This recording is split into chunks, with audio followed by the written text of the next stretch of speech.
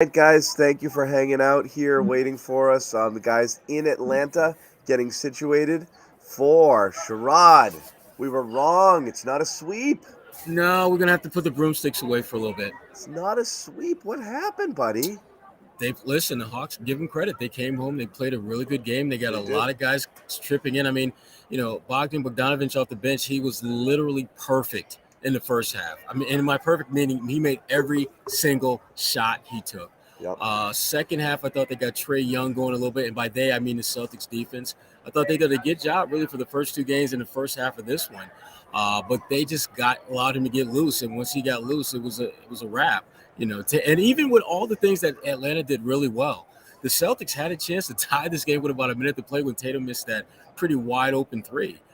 Al Horford missed a wide open three. Jalen Marcus missed Smart one. missed Yep. a couple. Jalen Yep. missed one. When they go back and look at the tape, they're going to see all the opportunities that they had to at least make this thing a little bit more interesting. Shots that they don't make all those shots, but they typically don't miss all those shots as well. So Yeah. Atlanta, give them props. They came home. They got what they needed to avoid the sweep.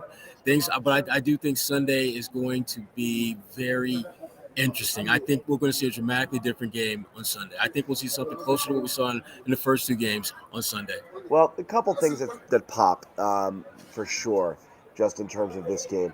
I mean, you shot in the first two games. The Celtics' 3-point attempts were down, something Missoula doesn't like. Tonight, they got it going with 48 attempts. They hit 15 threes in the first, cooled off a little bit. First half, cooled off a little bit in the second half. They still made 21 for 48, 43%. Again, they needed a few late here, and they weren't able to get them. They shot nearly 50% from the field.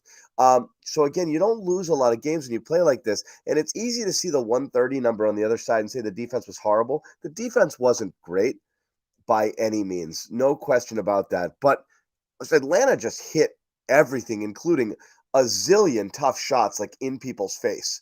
I mean, some really bad. I mean, they really hit a lot of tough shots. Yeah, and that's the thing about this game that if you're the Celtics, I don't think they're going to lose any sleep over the fact that they lost this game, particularly when you look at how well Atlanta executed offensively.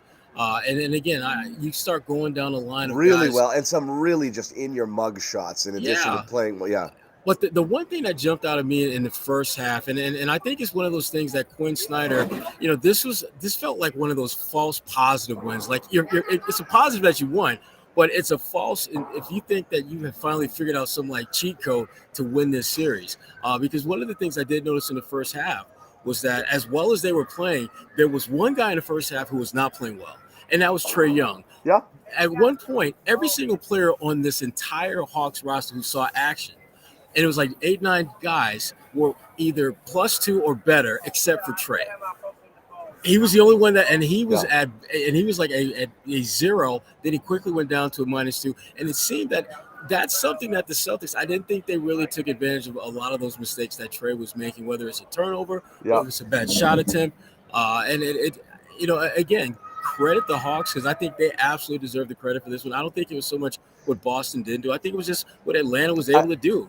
Combo. You could get Yeah, more stops. They gave them some easy buckets. They got yeah, lost on rotations. They didn't rotate out. They gave some open threes, but Atlanta hit a ton of. They yeah, hit every open shot, and and then dominated the glass. and They they were real. dominated the glass. Yeah. I can't remember the final total. I was looking at it right before, but it's almost a 20 rebound edge there. Yeah, plus 19. They were plus 19. Yeah, pretty significant. 29, 48, 49. Yeah. I mean, that's bad. And what's interesting is like you only played Rob 19 minutes on a game you're getting killed on the glass. This felt like the kind of game they might have gone double big, but Atlanta was shooting so well. I just don't think that they were going to give that up because they're, maybe afraid the bigs aren't going to get out on the shooters. So kind of a pick your poison scenario with how the Celtics played it. It didn't help that Derek White got in foul trouble early because you got out of your rotations, Right. but you got bonus minutes out of Grant, who came in early because of that trouble and played well. So again, almost nothing went wrong for you Right. outside of, again, not your best defensive effort and the Hawks hitting everything. But you look at a lot of things. You got a Grant contribution tonight. You got a ridiculous Marcus Smart game. I thought, like I said, Derek White didn't have his best game because I do think he got taken out of it early with those two quick fouls. Call it the Foster effect, whatever you want to call it. That really does change the dynamic of things, and it makes it tough. But other than that, great Marcus game. Played really well. We'll get into some of the stuff that wasn't great. I know, like, it's the whole, great power, great responsibility thing. You're going to look at Tatum. You're going to look at Brown tonight what did you need? You probably needed your stars to put you up over the top on a night like this. Yeah, this was not a good Jalen game at all. It's not a good Jalen game at all. And again, I know it's like, okay, we're going to talk about Jalen when to pick on him, but there's something, you can decide which one it is. The hand's in his head and it's limiting his offensive approach, the way he's able to attack, which I think is likely. Or two, he just had a bad game. Pick your poison. One of those two, he's got to be more Jalen. The Jalen who closed the season was an assassin, just give me the ball and go. Instant offense could get you whatever you wanted. You don't have that option with him right now. Derek White was your number 2 offensive option. Last game, he didn't have a terrific game. Marcus Smart had to step up and take a ton of shots. You're missing something with Jalen a little bit right now. Yeah, and that's it throws everything off when you don't have him attacking, because that's the thing that he's been so great at all season. And it was pretty evident that it just wasn't going to happen tonight. I thought, on that one play near the end there where they forced a turnover, he has the ball, he's running the break, and he kicks it to Al, as opposed to attacking and trying to finish at the rim. He looked like a big dribbling up the court there. Uneasy, guy coming behind him, afraid to turn it over, pulled up, gave it to somebody right next to him. But boom. Yeah, that was one of about maybe 3 or 4 plays all game long where Jalen clearly wasn't Jalen. And we don't, and again, as you pointed out, John, we don't know whether it's the hand, whether it's mental, whether it's just he just had one of those nights. I'm watching his body language when he's not have the ball in his hands and just how he's moving. I think it's mental. I think it's more mental than anything, because he has stretches where that hand is not an issue, and you can tell that he's just playing. And when he has problems with it, like I thought near the end there where he threw it to Al, I thought it was a mental thing. I thought he was thinking that, please don't let me get hit on my hand, or damn, let me make sure that I make the right play, instead of just reacting, which is where he's been so good this year. So, hey guys. Yeah, not great. Not great, Jalen. Yeah, not great, Jalen. And not great. You didn't get a lot out of Rob tonight, in terms of his activity and certainly his minutes. He didn't really impact the game when he was in there. So you just, you didn't get best effort out of a couple of guys tonight. And I think that hurts you. But again, let's say who you did get a good effort out of, because, you're talking about, look, the Celtics are still going to win this series. That's what I mean when I say that, that false positive. I mean, if you're Atlanta, it's great that you won the game and you avoid the sweep and you're in theory back in the series. But I didn't really see anything that made me feel the series is going to turn out any differently. It's just going to be extended for a game longer than I thought it would. Yeah. Give the Hawks credit; they played a hell of a game and they absolutely deserve to win this thing. They did. It's a clean win. Yeah. I just don't see what they were able to do being something sustainable, particularly when you look at all the opportunities that the Celtics had throughout this game that we have seen them throughout the course of the season. They capitalized on it. It just didn't happen tonight, and that's fine. Let the Hawks absolutely relish this win because they deserve it and they earned it. Right. Yep, they did. So let's talk about Grant. So when I say that is they're still going to win. So let's talk about something that might have, kind of long-reaching, far-reaching implications, which is Grant Williams re-entering the rotation. I wonder whether it was a plan to do it all along or sorry, I didn't see him there. I wonder if that was a plan to do it all along, or it was simply because White got into foul trouble early and he put him in and then stayed with him because he was playing well. I'm not really sure there. It's strange to not be involved at all and then to be involved, right, not prominently, but significantly. I think it's because of the foul situation, because there's no other rhyme or reason why. It wasn't like Atlanta was playing rotations and lineups that was radically different than what we saw in the first 2 games. It's just that tonight those guys are making shots, and tonight you just happen to, the guy that basically, your Mr. Utility guy, Derek White, was in foul trouble, so you had to find who's the next man up on this team that doesn't play, and it's Grant. Yeah. Josue, what up, man? What up, Sherrod? What's going on? I gave you a space over there so we wouldn't be, have the echo effect. Sherrod when I saw you leave, I was like, thank you, Josue, appreciate it. Way to show your OG some respect. I like that. I picked up on that cue. Like, yeah, you're not moving, gotcha. Way to show your OG some respect. I like that. Always. You already know. You know how I go. You know how I do. I'm glad you said that about the Celtics team.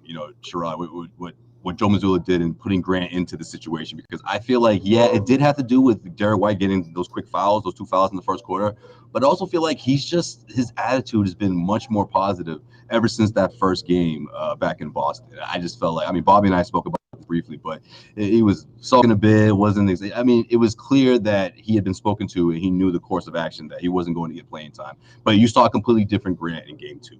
On his feet, cheering guys on, being very positive. I thought it was a big difference compared to game 1. And then we don't know exactly what happened in between games 2 and 3, but I'm thinking maybe he's looking better in practice. And yeah, but Sherrod, like what you said though, White getting into foul trouble, that probably doesn't happen for Grant, or maybe it does happen, but later on throughout this game. But that was a great opportunity, I thought, for Mazzulla to put him in there, sort of change things up. He knocks down a 3, keep the Hawks sort of on their heels. And he knocked on a few more, right? He really found his outside touch, and I think because of that, we'll definitely see him again in game 4. I'm just wondering when is Joe Mazzulla going to put him in, depending on how the game plays itself out. I'm not convinced we'll see him in game 4. I think he should be in game 4. I think he's played it well enough to where he deserves minutes in game 4, but I'm not convinced he's going to be in game 4. You know what, Josue, the one thing he did do, and we're going to talk about obviously all the shots he made, and that's great, but to me, it was what he didn't do that was just as important. Like, he picked up an early foul, and we know how Grant is when he picks up fouls. He's trying to politic that thing as if he's trying to get, he's trying to get a call. He just raised his hand, ran his ass back, got back on defense, and was just ready. Let's just play. Let's ball. Little things like that are going to get him back into the rotation. Play, do your job.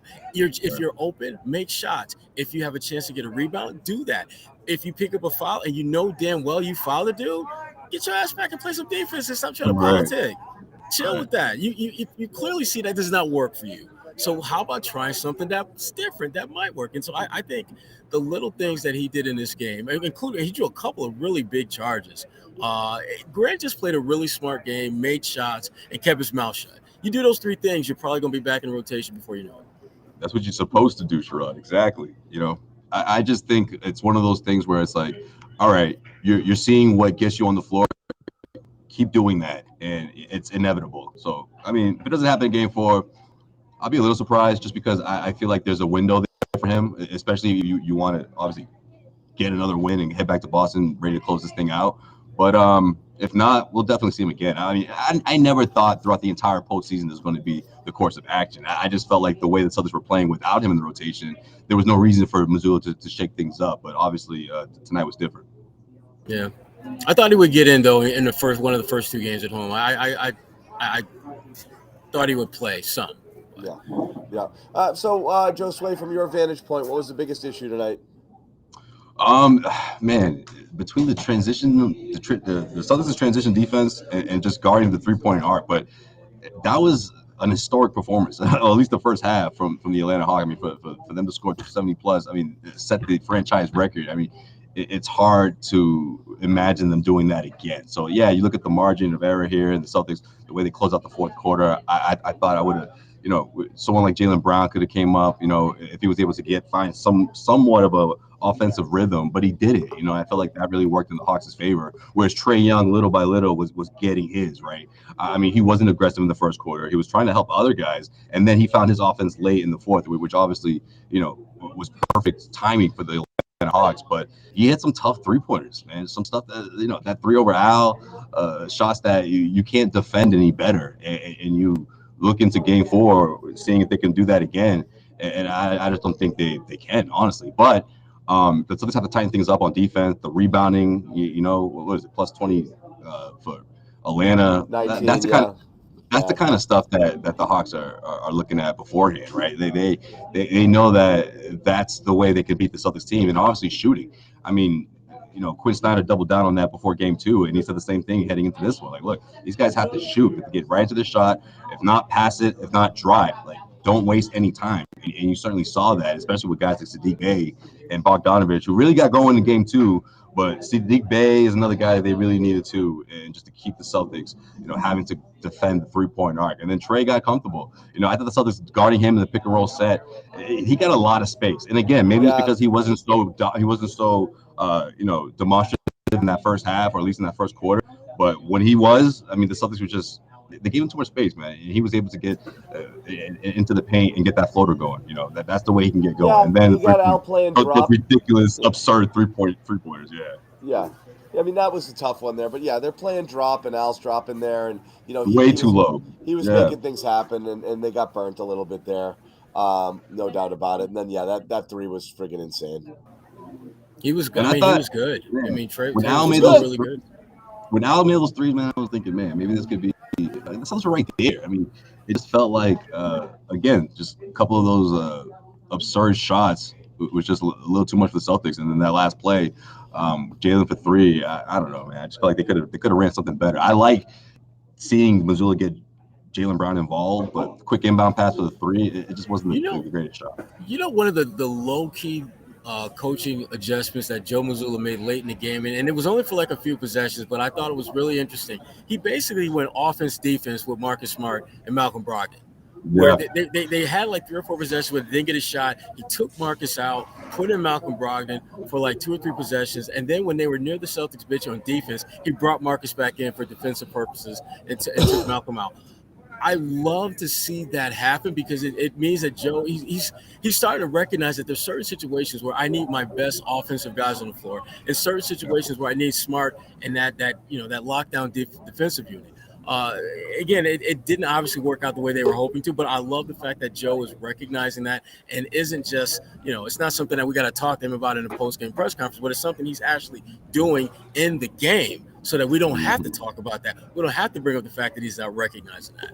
So I wouldn't be surprised if we see moments like that in Game 4 where he'll just take Marcus out for a couple possessions to get Malcolm in there just to give him a little extra juice offensively, and then take him back out and bring Marcus back in to do what he does defensively. It's funny. You see it with bigs. You don't see it as much with guards, Right. So, when you do see that. But, yeah, I mean, I don't know where else to go with this. Like, if Jimmy were here, we would have wrapped the show in 30 seconds. Make Miss League. All right, we'll see you guys later. They can't. Okay, can I do a Jimmy impression real quick? Yeah. They can't do this again. There's no way. But this was the classic make Miss League game. And it wasn't miss. I mean, it was just make more. Right. Than the other. Celtics shot fine. So again, I don't know where you're gonna really, And I get that's why I don't think that there's like this I don't think the Celtics are freaking out about this game. This isn't a rage game, like this isn't like right. Like I'm not here to rage on this post game. It wasn't like these guys suck, fire Missoula, Jalen sucks, Tatum's not the guy. It just isn't that game, It wasn't. And it wasn't anything that was like real like demonstrative or just anger inducing that went on in the game. I mean, no one got kicked between the legs. There weren't any bad technicals or the officiating. It wasn't great, but it wasn't like egregious to the point where you feel that you got to check in and it's just call the bullshit. No, it wasn't one of those. No, it was. I mean, this was a pretty good game. That one team, I think the Celtics played good, and another team played great, and that's what happens when a team plays great and you just do pretty good. You lose. If you needed, and if you're a Boston fan tonight and you needed one team to win, you needed the Bruins to win. Yes. So the Celtics sacrificed themselves tonight so the Bruins could live. There you go. And so you guys are going to have to live with that, okay? You're going to have to, it's going to have to be okay. We will tell you if you want to get in on any of the action here with these teams cooking in the playoffs or Major League Baseball, which is underway, as you know. FanDuel is the official partner of Major League Baseball, also the official wagering partner of the CLNS Media Network. Guys, I got to tell you, I say this all the time, this promo is going away. So get it now while you can. FanDuel.com/Boston. Deposit 10, bet 5, 200 in bonus bets, and then you can just mess around with that. Do whatever you want. Take some long odds. See if you get lucky. One of my buddies just cashed in. Just texted me. He got this. No way. Yeah. What do you do? Is this live? Where he got that parlay, that crazy parlay? He got he got 2 good bets in. He hit the exact score. Bruins 4-2. $10 wager paid out $210. Bang. Nice. And just missed the same game parlay. But he hit the exact score. That was a pretty good one. 4-2 Bruins win. Again, like I said, get in on that action. FanDuel.com/Boston. Nice. 200 in bonus bets right away as soon as you kind of make that first little $5 wager. So check it out. And again, if you do go through FanDuel.com/Boston, they know we sent you, and that makes them happy and us happy. So again, back to the game, guys. I don't want to get. I don't know what to do other than just say, like, all right, what do you do different? Like, are there game 3 adjustments here? I don't believe there necessarily are. I just think you play better. But is Joe going to look at it and say, you get killed on the glass? Is he gonna say, I want to go more double big? Is he going to try something different here? I'm not sure. No, I think the biggest adjustment that they're going to make is just really just try to tighten up that defense.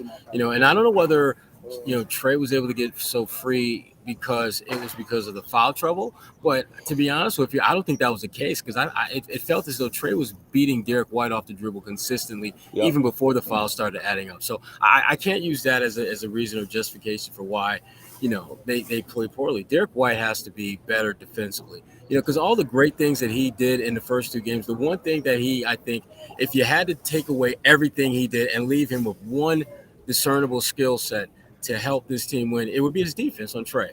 The other stuff, they can find ways to manufacture what he does, but his defense was so critical in those first 2 games. And tonight, it just wasn't there. I mean, you look at the space that Trey was able to get for that floater, and as Josue pointed out, the floater is one of his go-to shots. Yeah. That's when he's rolling, when he started. That's when he's cooking. Yeah, and when you give him space, he's smart enough to know how to take that shot and avoid it getting sent 5 rows back. So you can't give him space. That's what they did a great job in the first 2 games. And I thought for the first half of this game, I thought they did a pretty good job of that as well. But again, he's too good to shut down altogether. I get that, but you got to be better, particularly when you have a chance to not only put them in a just basically impossible hole to dig out of, but being 3-0. But looking ahead, and we haven't talked about Joel Embiid in his situation. He's not going to play in Game 4. And we're assuming it's just going to be 1 game, but it could be more than that. You just never really know about knee injuries. So, hey, do we have someone that's going to chime in soon, John? What do you mean? Oh, with postgame? Yeah. Yeah, I'm going to hear from Grant. The Embiid thing, did he hurt himself falling one of the 37 times? It was one of those times. That's the funny thing about it. It's like you can't really pinpoint when the hell he hurt the knee because he fell every other damn possession. I mean, if Claxton sneezed, Joel Embiid is like, you know what it reminded me of, John? John, that's the saddest MVP performance. John, you know what it reminded me of? It reminded me of like vintage Dwayne Wade when he would drive in the lane and you would just take one step towards him. One of my favorite Rasheed Wallace moments was when they were playing Miami and it was the end of practice and Rasheed was like, "Hey, who is this?" And he just drove into the lane and he just fell down and everyone said, "Dwayne Wade." Hysterical. Yeah. You can't do it if you're that big. It really looks dumb when you're that big. It looks hard. It's like me playing with my kids and they touch me and I pretend to fall and they giggle like crazy. Like, no way could you actually knock me down. You're 5, don't get cocky. But still, we're going to quickly here. We talked a little bit about this being, Bobby will call this the Grant game, even though they lost. We'll remember where we were when Grant Williams scored 14 points or whatever. Remember that in Atlanta, guys? Remember in Atlanta? Is Grant going to make lemon squares? Is Grant going to make lemon squares tomorrow or something? Yeah, some shit like that. So we'll talk about, no, he's a podcaster now. He's coming for me. He's coming for us, guys. Uh-oh. Oh, is he back? He used to have that podcaster. Cornette. Oh, okay. Yeah.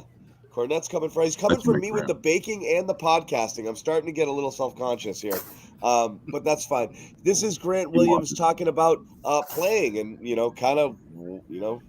was it surprising? Did you kind of hear from Joe before Game 1, Game 2 that he might not be part of the rotation for those games?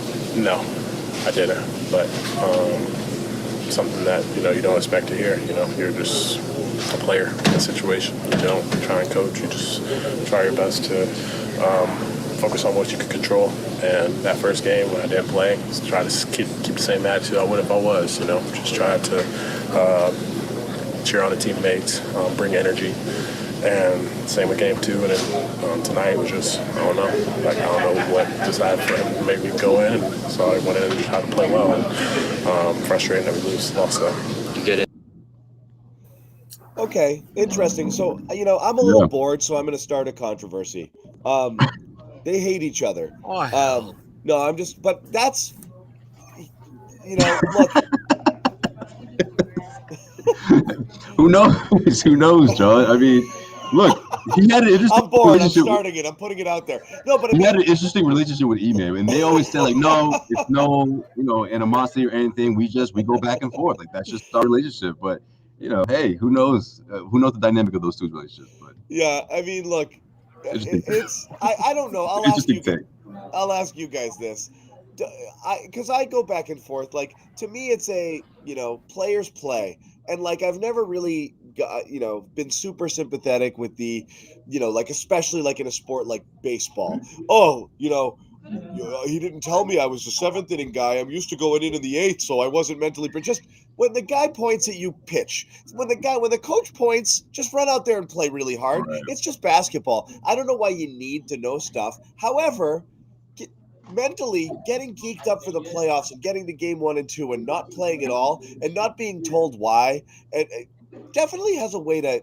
That's what you would do if you hate somebody or you want to break them psychologically. Sit there and think about what you've done. And I'm not going to say a thing to you. So, like, would it have been the worst thing to communicate a little? Like, your time's going to come. Stay sharp, man. It's good. I didn't use you this game. We're not sure how the rotations are going to go against this team. But be ready. You're an important part. Get in there. Go. No, I don't think he's doing that. I don't know if it's because of their relationship or it's just a Joe style thing. It is what it is. Every coach is different. I don't know how important stuff like that is, but it definitely sounds like Grant was like, yeah, I didn't know. I didn't know I wasn't going to play, but I guess I wasn't. And tonight I was, and I don't know why, but I don't know what to expect next game either. That's just it's a bad. The optics of that are bad, and the actual listening to him talk about it is really bad because it sounds like there is a disconnect there. And to me, the worst thing that can be about all that is that Joe Mazzulla didn't even know that might be an issue for Grant. That he was so irrelevant to the game planning for this series that it didn't even dawn on him that maybe I should talk to and just let him know he's not going to play. But again, we don't know the nature of the dynamics of their relationship because it may very well be one of those tough love type relationships where coach feels that I don't need to tell him that because he needs to be smart enough to figure it out, and this is going to help him down the road when I do need him. He's going to cherish that moment, and it could be one of those teachable moments because if you look at the way he played tonight, again. He made the most of his opportunity. He made the shots that he's supposed to make. He did some good things defensively, and he kept his mouth shut. And if you're Joe Mazzulla, if this was your plan, then it worked perfectly. But if it just happened to work out by accident, you need to be better about this because it's not always going to go like that when you just basically tell a guy is out of the rotation. They have no idea why the hell they're out of it. Yeah, I mean, and there's people in the chat kind of still trolling Grant on this, which is 0-1 when Grant plays. But it is. Look, I mean, we all know this. I mean, and again, Joe's new to this, but he's coached before. You don't coach everybody the same. You're not the same boss to every single person. You're not the same teacher to every single student. Like, everybody requires something different. You take lumps, you learn along the way. It can't just be like, this is my process, this is how it is. Stars are different. Some people are needier, some people are sensitive. But I mean, ultimately, like in life, everything you do vis-a-vis another person should always be with the design of, I need to get what I want out of this. And what you want out of, meaning like, you don't want to, like, you're talking to somebody who's, difficult at the DMV. Like, what's the point of yelling? You're not going to get your shit done. So, like, you got to take a different approach. Like, Grant, you need him when you need him to answer the bell and come in there. So maybe he needs a little love. Maybe he needs to be told he's pretty. Maybe he needs some explanations, every once in a while. It's not the worst thing. But that being said, the tough love, if it was tough love, worked. So you can't really argue with it. It's just an interesting disconnect. So Ahmed had sent us that soundbite from the locker room. You could hear Bobby in there asking the question. Interesting. It's just interesting why he played and why he didn't play. We don't really have those answers. But Joe said he didn't really factor in I really do have to believe it goes back to what we said before, Sherrod. If White doesn't get into foul trouble and they don't mess with their rotations there the way they did, he probably doesn't get the run. Right. He hit a couple threes, so he got a little second half run too. And Yeah, that's what happened. I'm curious to see what happens in Game 4, whether he plays or not, because he might not. He might go back to 0 again. Exactly, and I would not be the least bit shocked if he does. But it's not because he doesn't. He shouldn't be out there. It's because Joe just has his set rotation, and Grant's not in that. And if something happens to his set rotation where a guy gets in foul trouble, guess what, Grant? You get your ass out there and play. And I give Grant a lot of credit for not basically being a little punk about it. I mean, Grant, he handled it like a grown-ass man. I don't know how much time coach is going to give me, but damn it, I'm going to make the most of these minutes. If I get wide open shot, damn it, I'm going to take it. I'm going to make it. Defensively, I'm never going to be a 10, 12, 14 rebound guy, but I can draw charges. I can get guys out of position. And Grant did all the things that you would want him to do when he's on the floor. Now, will he get an opportunity again in this series? Who knows? But at least now, Joe has some idea of where Grant's head is at as far as playing the game and playing the game within the game with the referees. I thought this was the best I've seen Grant doing both of those two things on the same night. Because he didn't bitch and moan about the officials, which I love to see him not do that, because I think it always comes back to bite him in the ass at some point in the game. And he just wouldn't allow it to happen. So good for Grant. Let me ask you this, Josue, because again, when I say it, people get mad at me. So I've lost the ability to say it. But you're going to say it now, Josue. No, Sherrod and I talked about it before the game, because there's people in the chat saying, like, I believe this is a problem with the hand situation until it's no longer a problem. And until you see Jalen looking like the Jalen at the end of the season, I'm going to assume this is part of the reason why. He had a good game, albeit I actually thought you noticed his hand more. Ironically, you noticed the hand more in the first game in terms of it affecting things that he did than anywhere else, than in games 2 or 3. But his approach in games 2 and 3 was definitely not as attacking, not doing what he would normally do in dribbling into traffic and or transition. A little bit, just off. It's possible it's just an off game, but I do agree, like with a lot of people, is you want to get through this Hawks series and just give him more time and more time and more time to get right. So by the next series, this isn't a thing anymore. Yeah, I mean, definitely. And if Jalen's in his head a little bit, I mean, I don't blame him. It's just a lot of what happened tonight and the way the Atlanta Hawks got hot. I think if you're Joe Mazzulla and you look at the foul trouble situation, could have been another reason why he went with Grant, especially that early in the game. That's what we said. Yeah. Get that outside shot going, and look, this is a reason why I think we probably are going to see Grant again. Maybe not to the same extent of him being one of the first guys off the bench, but just the fact that he went in there and did his job. He knocked down shots, he took some charges, and regardless of what happened and not playing in game 1 or game 2, he's proven himself, right? I mean, I'm sure Joe Mazzulla is like, man, he's not surprised, but he's going to reward him. I think he does, and I think playing him would be great, because it's going to say where Joe Mazzulla stands with Grant. Like, that's what I want you to do. A little bit of everything. Go out there, fight for rebounds, knock down some shots. So yeah, but I also don't expect this to be the same type of game that we saw from Jalen, to carry over throughout the course of the series. Yeah, he's going to be in his head a little bit, but the Celtics have to do a better job of just trying to get him better looks closer to the rim, attacking. But then again, is he in his head? Is he afraid that someone's going to hit him too hard in the right hand? If that's the case, well, Jalen has to sort of rip that Band-Aid off and just try to force the issue a bit, especially on offense, where the Celtics, obviously, when Tatum's going and Jalen is going at the same time, I mean, we saw that what happens, the big lead that these guys can build in a game 1 and game 2. And I think game 4 would be no different if you have both of those guys going, along with the strength of that defense that the Celtics team was playing throughout the course of those first 2 games. Yep. Yeah, I just thought Jalen just did not look uber aggressive, uber assertive, uber attack mode that we were used to seeing. And the fact that he finished with 15 points and he didn't shoot the ball terribly, it wasn't that he just wasn't passive. He just wasn't as active and aggressive and attacking them as he has to be. And when you start thinking about what are the potential factors, I don't think there's any question that the hand in some way, shape, or form is impacting his play, whether it's a physical issue or whether it's a mental one where he's giving it more thought than he probably should. Bottom line is he's got to get over it. He's got to find a way. And find a way to just get past that and just play his brand of basketball, which is attacking, looking to finish at the rim, and when the defense collapses, doing a good job of kicking to your teammates. They didn't do – there just wasn't a good rhythm and flow to them what they were doing, and yet the numbers look really good. I mean, you look at the field goal percentage, you look at those type of things, but at the end of the day, the eye test tells you a much different story, that he just wasn't as impactful or aggressive or as assertive as he's used to being. Yep, true that. Bobby Manning's on his way. He was in the locker room.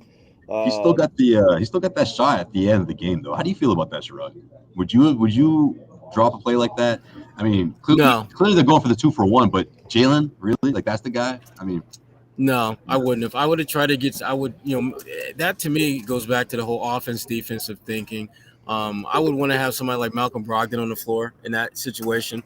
If not the guy to take the shot, certainly Coy, that I know the Hawks were very locked in on him because of how aggressive he was. So, no, this just wasn't Jalen's night for that type of shot. But here's the thing. If you're Joe Mazzulla, you have to at least give some nod to the fact that Jalen has made some big shots in late game situations for you this year. And you're rolling the dice and maybe he can do it again. But again, when he's healthy and maybe he's having a rough night, I feel better about him taking that shot than him not being healthy, whether it's physical, whether it's just mentally not, aggressive because he's worried about the hand. He just wasn't right. And he wasn't right all game long. And in that situation with a chance like that, I don't think I'm putting him in that position. Yeah. I just thought it was the wrong decision, honestly. Not the reason they lost, but didn't help them, obviously. No, it didn't. Did not. So be it. Jason Tatum taking some blame for the loss today. And again, it's hard to go in on him when you look at the stat line. But this was, as we said, a game where, you might have needed that superstar. You needed him to put you over the top. Didn't quite happen at the end there, but he didn't play a bad game per se. He actually was pretty good. And you just needed a little more. You needed top 5 Tatum. You got regular season Tatum. It was still good, but he took some blame for the performance. Marcus Smart. Hold on one second. Thanks, Dirk. Sorry, I haven't been in on the chat here for a little bit. Marcus Smart had a pretty good game. Here he is talking about the Hawks and how they kind of played tonight, and this now being a series. I mean, we knew it wasn't going to be easy.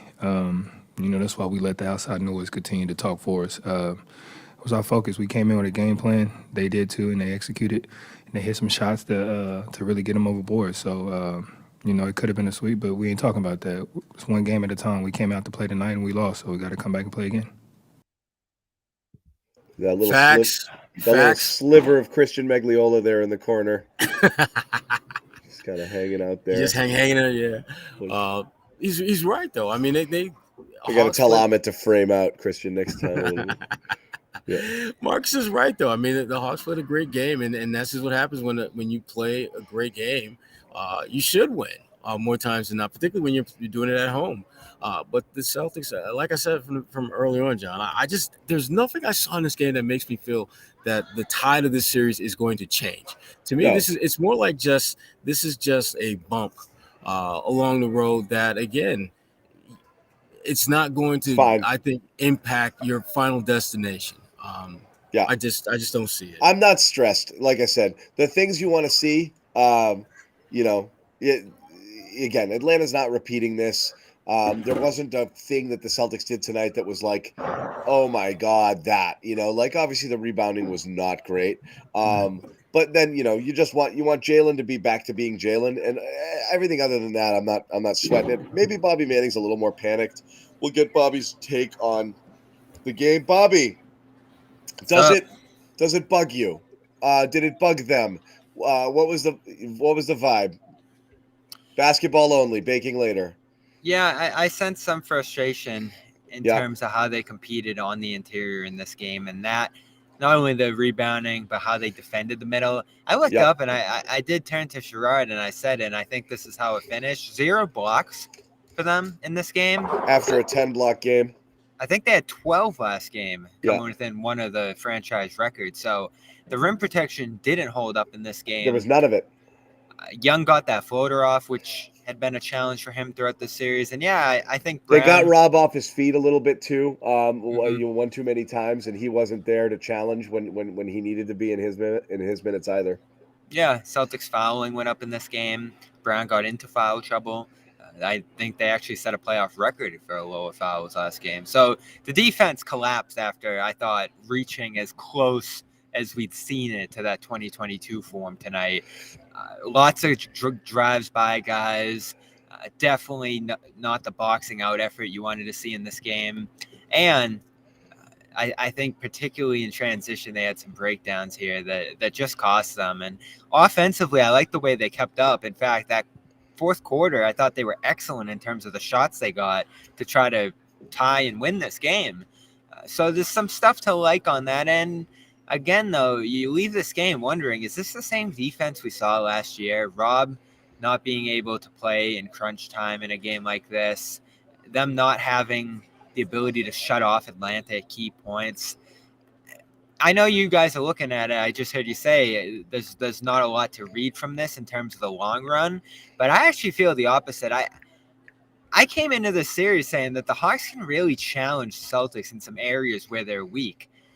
And there'll be other teams down the line that can challenge them in those areas. And if they're slipping up against the Hawks, not to say that they needed to sweep them. In fact, I had them in 5 here, and I still do. But they haven't competed well along the margins in this series to me. They haven't drawn free throws. They haven't rebounded. And I know they won that turnover battle tonight, but turning it over, I think, what was it, like 13 times here tonight still? Not great. Not great ball control. And Tatum put the loss on himself. He said, this one's on me. I turned it over way too much, especially in that second half. That's the thing, though, is like every garden has weeds. Like it's not gonna be perfect. You're always gonna have some areas that can be exploited. It's just ultimately, if you're playing your game and giving the right amount of effort, and if you're doing that, it's hard to complain. Did you think this was a low effort game or a poor execution game? Poor execution, yeah. Slip ups, and the Hawks did hit some tough shots. That Young one was ridiculous in the right corner. He got himself going. A lot of tough shots. The interior was terrible, and they did some stuff, some trouble kind of rotating and defending and getting out, and they did give up some open threes. But I mean, the Hawks must have hit a dozen contested shots, if not more, throughout the game. It's just that stuff's like, what are you going to do? You wish you hadn't given away some of the easier ones when they start making those too, but I felt like it was everything. Both what you gave them and what they got on their own was just I don't know if you're going to see that again. I don't know if you see that from any team again. That kind of shooting and that kind of shot making. At the same time, you shot 44% from three. Well, yeah, I was going to say that probably, but also they committed 18 turnovers. It's like that's hard to do, right? This is a tough game to lose. Yeah, I'm almost make those 3-point shots and then also win the game against the Celtics team. I mean, what a chance that happens again. I'm searching on the stat sheet for the answer, Josue, because you're right. They forced a ton of turnovers. They hit a ton of 21 threes for the Celtics here. The rebounding wasn't staggering. They gave up 11, which is a lot, but it's not 19. So, where did this really go wrong for them? I mean, look at this box score, man. You were to take the scores away, you'd be like, "Oh, Celtics probably won this game." Yeah. You would think so. That's what's so strange. I mean, the Celtics didn't hit the offensive glass. They didn't defend the paint, and then Atlanta made just ridiculous shots. They were at exactly 60% with 4.5 minutes to go. A field goal for the game. I mean, unfreaking real. So 56% from the field's high. 56. They were at 60, late in the fourth. A couple of misses there knocked it under. A couple misses knocked them down. Yeah. So it's unbelievable. This they pretty much shot 60% for the night. Pretty much. That's probably why they come away from this game not concerned. But I did sense the appropriate level of frustration from them, John. Yeah. This is definitely a game that I think they'll all bounce back from here. A couple moments, though. Tatum pointed out some indecisiveness in the lane, rather, that forced him to make some turnovers. He said he felt like he was trying to get fouled a lot of the time inside. Yeah, he's got to do a little better there. If you're going to put one thing on Tatum, I would say that. always be closing, right? He can't be missing. He can't be missing in close. He can't be turning it over when he tries to attack. He's just got to be better. It's not asking too much, of that. That's his game. That's what he's doing. When he's getting all the way and he's making those moves, he's got to be able to finish. He's got to be able to make the right decisions. And Brown too. I thought that last run out after he got the steal. Healthy Jalen, I think, finishes through contact there. We were talking about that. Talking about exactly that play. Yep. And he said he'll have to look back on it. I kind of insinuated that to him, and he didn't go there, but he said that he felt like he needed to be more aggressive in this game overall. Yes. Hell yes. Way more aggressive. Because, you look at his – I mean, if you didn't watch the game at all and you just look at his final box score, you probably think, oh, well, Atlanta did a really good job of just not allowing him to get a lot of shots off. No, that's not what happened, folks. He wasn't attacking the way he normally does, which is why he didn't get more shots off. And the play, Bobby, that you pointed out and we had talked about earlier, I thought was one of the more crystal clear examples of Jalen Brown dealing with this hand injury versus Jalen Brown, if he did not have the hand injury, how different that play would have been. Jalen would have looked to finish at the rim and probably would have got an and one because that's what he's been able to do for so many games this season. But for him to kick it out to Al and then Al swing it to Tate, I mean, again, they just did. Their numbers look good, but there wasn't a rhythm to this team this game. Well, I'll ask you this, and again, so – offense is the bread and butter with Jalen. We know that, but when if you're somewhat limited, or maybe he doesn't fully understand it, but we do think it's somewhat in his head. You got to find ways to make impact elsewhere, right? So he had one rebound, which is straight on a night you're getting killed. One rebound is odd because we've seen Jalen rack up like large rebound numbers, But John, if you're concerned about your hand, that's the thing about his hand. Yeah, that's what makes me wonder. Maybe there's something to that. Yeah, you might think twice about going into the jungle if you think you don't have if your weed whacker ain't ready to just do the damn thing. You might think about twice going into those trees. So that's it. 2 free throws. I guess Atlanta. 2 free throws only. That shows you something. And again, he's not a high free throw guy despite going to the paint. He never has been. Tatum struggled there too. How many did he end up having? He ended up with 9. Right. So not as bad. That's about time because the first 2 games he was, what was it, 2? Which is strange because he was attacking. He just wasn't getting hit. Well, nobody was going. They weren't. If that was the same case tonight, I would have pointed at that. It's a big reason why they missed out on a lot of points there, but that was the case tonight. Sorry, Sherrod. No. In fact, they played Joe's game by jacking up 48 threes. That's what he wanted after going in the low 30s the last 2 nights, which is strange. But they were scoring so much in the paint. Tonight's not the issue. But Jalen, not on the glass, not at the free throw line. He's never a high assist guy. You don't expect that. But, make your bones on defense there. That didn't happen either. You want to see a little bit of effort. And, like, Murray's good. And, that's that, but make an impact somewhere if you're not going to be able to do it offensively is what I'm saying. If you're a little hesitant because you're afraid to attack, you got to find different ways to impact the game. I thought game 1 was amazing because he looked very uncomfortable, but he played well within whatever limitations he put on himself, or he knew. He had the 6 turnovers, but he was smart when he attacked. He was opportunistic. Just a little less tonight. I wonder how much thinking's going on. He had that big fourth quarter block too in game 2 against Murray there. And he did have a couple steals late tonight. Yeah. Yeah, I think his defense, at least in terms of disruptiveness, has been encouraging in this series because he's been involved and active on that end. You worry about the switches. You worry about, I think, some of the screening that Atlanta's doing, taking him out of this game. He had a tough time getting around those and staying with Murray, especially before halftime when Murray went on that big run. Murray's becoming a problem. I think they are catching on to what we talked about last game in terms of having him on the ball and phasing out Young a little bit there. That's what sent them on that big run in the second quarter. He's so shifty. And he can't shoot off the ball, but when he's on the ball, he's going to get by anybody on the Celtics, including White. I thought he gave White fits in this one. He did. No one could stay with him there. So they got to keep him off the point of attack because I think what's happening a lot on these rebounds is guys come to help on him, and then no one's back for the No rebound. one And gets then, back. Yeah. and then when they switched Horford late, which I actually loved, I love when they send him out to the perimeter to guard guards. Because I think, again, it's like that Hauser thing. They try to go at him, and he actually stops them. But then no one's on the back line for those boards. So it's a great And that's point where with they Brown. get killed. Yeah, that's I wonder what hurts him. I wonder how many times Brown was in position on those. I'd have to go watch because I didn't see any in real time. But one rebound, you have to think he could have had more. Yeah, I mean, when Alice switched out on Trey, one of your wings has to crash the glass, has to. And when you look at the numbers that the Celtics typically put up in terms of rebounding numbers, it's not a surprise if it's Jalen Brown, because he gets a lot of rebounds for someone who plays the off guard. But this was the first game in this series where Trey actually seemed to really go to work on Al, and I do think that he put Al in some bad spots, and I think they made it worse by not being able to get some of those misses, because Trey missed, had at least 2 or 3, maybe even 4 misses when Al was guarding him. And I think Atlanta got at least 2 offensive rebounds in that instance. And that's, it just absolutely deflates, the effort that he put in guarding, this diminutive, small, but incredibly quick guard. So. Yeah, let me ask Bobby real quick. Bobby, we talked about it, your question to Grant earlier, and not really knowing he wasn't playing, not really knowing he was playing. Good shit, by the way, Bobby. Yeah, you looked at Hauser tonight. Again, this was one of those, like, the game looked like it was too fast for him when he was out there. He wasn't able to do anything. As soon as he caught the ball, he was getting swarmed. He didn't have a second to get a shot off.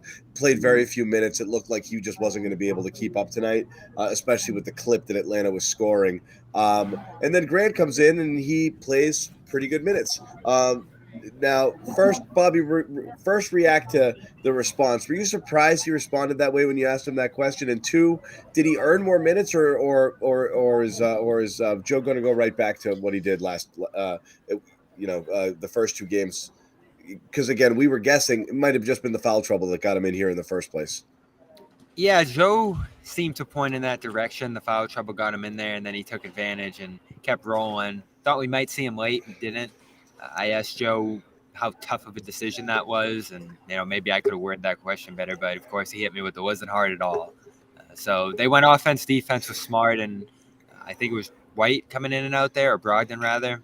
Smart was running in and out. So that was fine. I liked what they did there, especially after those 3-point misses from Smart. But in terms of Grant, this is why I want him out there. He's capable of having these volcanic nights. Hauser, maybe in a regular season setting, you see him go off for 4 threes. I can't picture in the playoffs right now until it happens. But we know Grant can do this, so he should continue to play. He never should have sat to start the series. I know they won convincingly in game 1 and 2, but I don't get why they're messing around with them. I don't get it. No, we're not doing this tonight, Bobby. Stop. He played great. Look, he comes in, hits a couple of threes, gets a steal. Right. He's a guy who can box out. I know he's not. Draw some charges, Bobby. Get the charges in there, Bobby. Come on, get all the Grant receipts out on the table. He has some charges he drew. Come on. You think you get this performance without the two benchings? They go hand in hand. Maybe you might be right. It's tough to tell. But 0 minutes is too low. And if we're talking about the future, he shouldn't get 0 again. Bobby. See, that's where Sherrod and I disagree, because Sherrod thinks that he says he wouldn't be surprised if he doesn't play at all in Game 4. I think he goes back to 0. I think he goes back to 0. He's opened the door. You think he goes back to 0? Wow. I don't think he'll be one of the first ones off the bench, but I think he's opened the door for an opportunity. And is there any way he helped you? If he doesn't thrive in that opportunity, he'll go right back to the bench. Is there any way he hurt you in this one? Because I can list off a million ways he helped them. No, you just don't know you don't know if he's going to repeat the performance, 1. 2, I don't think it was ever the intention to play him again. I think just because Derek White got 2 fouls early, they had to go out of their rotations. They did. Yeah. He made the most of his opportunity. He got minutes. He got a little bit, a few more minutes later, but that was it. I don't think it was the plan to play him. And I think if everything goes to plan, as it did in Game 1 and 2, he's back on the bench. Yeah. Well, yeah. The plan was to sweep this series, and now they have a series. So they're 0-1 when Grant plays, Bobby. They are. What was his plus minus in the end? I thought he was good. I agree with you, Bobby, in theory. I agree that the version of Grant that was contributing to their playoff run last year is the type of guy you want to see here now play on this team with this team. But if you're playing well without him, you don't need him. But we're talking how much? It shouldn't be 0. Yeah. I don't know how much it is. I don't know. I'm not opposed. I'm not opposed to playing him. -3 out there. Yeah, I'm not opposed to playing him, but I also don't think they miss him sometimes. That's kind of what I'm saying. Is like I don't think you're missing a ton. You don't leave a lot of games thinking like this game needed more Grant. That's usually not the reason you think they lost a game because there wasn't enough Grant in it. But if you can get good Grant, take it, get as much of it as you can. And with Jalen not being as aggressive or assertive as he normally is, then you need shooting. You absolutely needed a Grant out there tonight. No question about it. But are we confident that Jalen is going to be as non-aggressive as he was in this game? I don't think so. I think he's going to be closer to the Jalen that we've seen throughout the regular season than what we saw tonight. Totally. And if that's the case, Grant's role isn't quite what it was tonight because you're not going to necessarily need that. And if Derek White doesn't get in foul trouble, I think we're back to ground zero, as in 0 minutes for Grant. Yep. There's a middle ground you can find. I don't see where Hauser's helping you so much that he needs to take Grant's minutes. That's where I'm at. I'd like to see 10-ish. He's never going to go back to 27. That's clear, especially as they try to make some of the small ball work. That's what I find intriguing is that despite them getting battered on the boards, they are leaning into the small ball. And you're not getting a lot out of Hauser. No, they're not. They're not. And that was the fear is that like it would just you'd try him and then you wouldn't get a ton and then you'd kind of slightly related to this too. Did they play any double big tonight? No, that was the other thing that I thought was strange. Because considering you're getting beat on the glass, you'd think they might, but then they were probably afraid that they weren't going to be able to get out on shooters if they did. So I mean, Rob played 19 minutes. That's it. That's like ramp up after you just got hurt and missed 3 weeks, Rob. 19 minutes. So we said certain things might happen. Like Joe might get, if things get tight, he might get conservative, and that means lean in on the guys who, the old faithfuls, your Al and this and that. And Rob didn't get in there. Hauser didn't really get back in after he got a little bit of run. Obviously, you had a few Grant minutes, but you did have White and Brown in foul trouble, which made a difference there. But I don't know, man. We'll see what happens. I don't think they changed their approach much. Like, this isn't a panic, let's go and do a bunch of things different, but in game you might see some different adjustments. In Boston, you saw I don't know that they necessarily made them tonight. Whatever Atlanta was doing early, they did it middle, they did it late. They kind of did it the whole time. So I don't know if Joe could have done something to stop the bleeding at some point. It didn't happen. Yeah, I'm impressed by Atlanta, the way they're able to challenge this. Are they your new Toronto? No, I just think it's pretty. You say that so legitimacy. No, but it's pretty impressive. We looked at this series coming in and said, "Oh, what a joke!" They got off the hook avoiding Miami. When you actually look at it, and who knows how Miami would have gone? I'm sure there's some ways they could have challenged the Celtics too. But the way the Hawks attack that glass, and it's so aggressive that it just kind of knocks the Celtics back on their ass and really makes them, I think, rethink the way they have to defend out there. The way they launch the amount of threes they have in this series at certain points and have been aggressive in looking for those. There's certain ways that I think I wrote coming into this series. They can keep these margins so close. The free throws, they're not fouling the Celtics the way other teams have, which is impressive. Those games 1 and 2 looked much more like blowouts than they actually were if you actually look at some of those like marginal stats that Joe talks about a lot. And tonight I think those things flipped this game on Boston's head when the shooting got close. Celtics are still getting anything they want for the most part offensively all 3 games, which is why Atlanta's not going to be able to put up enough resistance without any real defensive effort. It's just not going to happen. So can they repeat this offensive game? Yeah, maybe in a 7-game series you can get 2 games like this, and maybe in the worst case scenario you get a 6-game series, but it's like their Celtics are still getting whatever they want whenever they want it offensively, and that's with Jalen Brown not playing necessarily 100% and things being a little bit weird tonight. So I can't see the concern level. We're still waiting to see this team find its defensive identity, and they're going to need to close this out in 5. Yeah. Because if they don't defend at a high level, if they don't rebound at a high level, this series is probably going 6 at this point. The way it's gone so far, right? Yeah, it's possible.